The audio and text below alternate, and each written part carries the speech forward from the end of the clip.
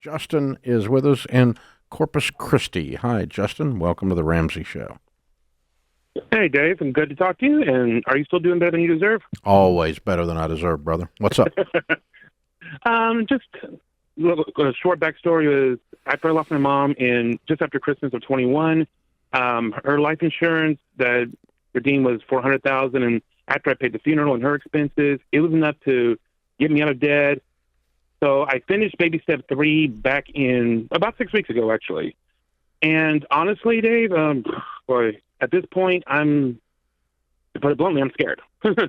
I have lived my entire life broke. I was broke the day I was born because I'm the only child of a single parent. My mom, we lived in poverty my entire childhood. So this is unknown waters to me, if you know what I'm saying. And I don't have the income to buy a house right now. So I'm just curious. I've always seen YouTube videos that, baby step 3B is save 20% for a house, but I'm 42, single, unattached, no kids, no immediate family. I don't need to buy a house right now. What? Is this sort of? Wait a minute. You got $400,000, and 100. I'm sorry. 100,000. 100. Okay, and you paid the funeral, and you paid off how much debt? $48K in student loans. I paid my car off, which was another $9,000. Another $20,000 in old medical and credit cards. It took me about 8 months to find them all and pay them all. Mm-hmm. Okay, how much money do you got? How much money do you have left? In my savings, I have $10,000. That's my full funded emergency fund. Okay, and everything, and you're 100% debt free, and that's all you ended up with. Okay, good.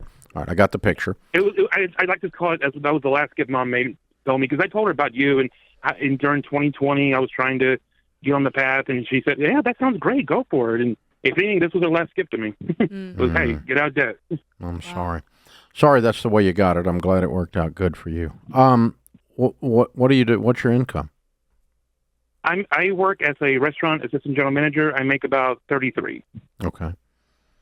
So what are your career aspirations? What are you going to do with your life, man? You're 48. Well, did you say you're 48? No, I'm 42. 42. Okay. So what are you going to be doing when you're Honestly, 52 that's so much more exciting and cool than what you're doing now? Oof. Truthfully, I haven't thought about that. I've been so focused on trying to be the best leader I can because I work with a lot of teenagers. I need to set a good example for them. Well, I wasn't And suggesting so far, you abandon your job. I just asked you what you were going to become. hopefully I become a GM. Okay. I like the place. I like the place I work at. I like the people I work with, and Okay. What I does it? feel What like- does a GM make? I believe because my old one just resigned. We're getting a new one next week. 48. Mm-hmm. Okay. I think so.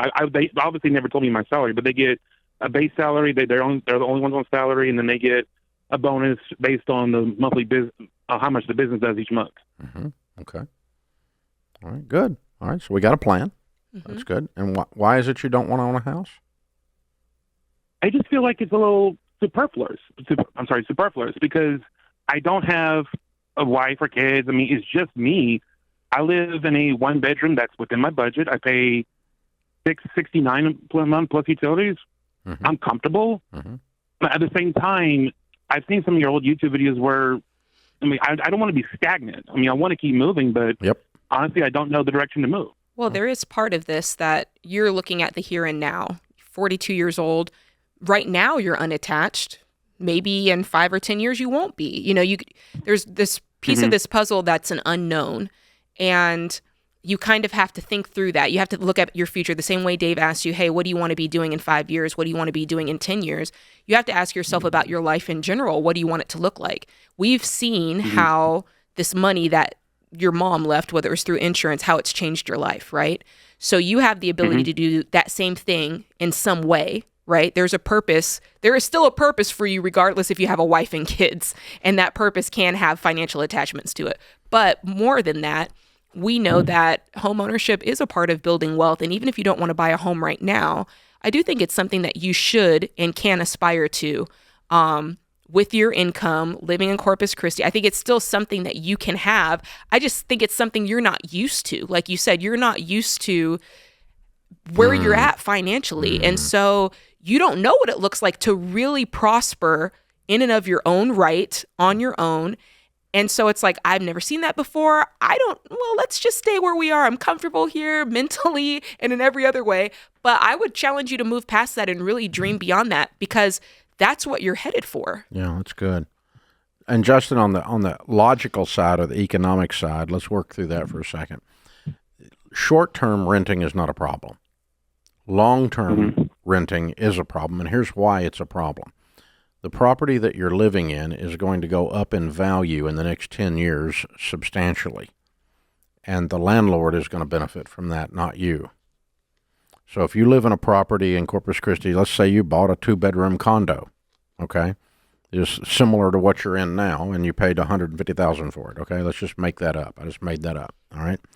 Okay. Then in 10 years, that thing's worth $250,000. And you lose that $100,000 in increase in value because you didn't own it.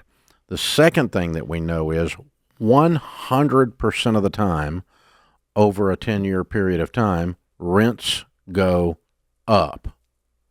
When you buy a condo at $150,000 and your payment is $1,100 or whatever it is, your payment does not go up. So what you've done is the largest line item in your budget is housing, and you have stabilized it into the future when you buy. You're locking it in into the future when you buy. By not locking it in, you're 100% guaranteed your largest line item is going to go up. I mean, you're 42. Think about when you were 32, what rent was. You know, right. I'm 62. Mm-hmm. My rent when I was 22 was $235 for a 1-bedroom that Sharon and I moved into after we got married. I mean, that's hard to even grasp in today, 41 years later, right? Very, very hard to even get my head around that, because you can't even walk on the property now for $235. I mean, it's just, and so you think about over the scope of my life, like 40 years, where's your rent going to be? It's going to be $235 versus $1,235 today. And, 100% of the time, that largest line item is going up when you're a permanent renter. So you are always paying more, and someone else is benefiting from the increases in value, not you. Mm-hmm. So short term, I'm all about renting. When you're broke, you should rent until you get yourself straightened out. Don't buy a house just because buying a house is a good thing, because it's not a good thing when you're broke. Mm-hmm. But long term, home ownership stabilizes your largest line item in your budget, locks in your monthly cost to a fixed amount, and you have this large asset that is going up in value. That's right. These are two wonderful personal financial benefits to home ownership. So plan on, in the next 12 to 18 months, finding you a little condo to buy. Doesn't have to be anything fancy. Right. We're not asking you to go crazy, and you don't have to mow grass. I don't care. If I'm you, I'm not mowing grass. I'd get a condo. It doesn't matter if you have kids. It doesn't matter if you have a wife. No, that all applies, period. Future financial planning is important for everybody. It's really the moral of the story. Yeah, and if you buy a condo and 5 years from now, your whole life changes and you sell it, you're going to make money on it. Yeah. So just pick a good one in a good neighborhood, something solid, conservative, and not straining you, and stabilize that line item in your budget. This is The Ramsey Show.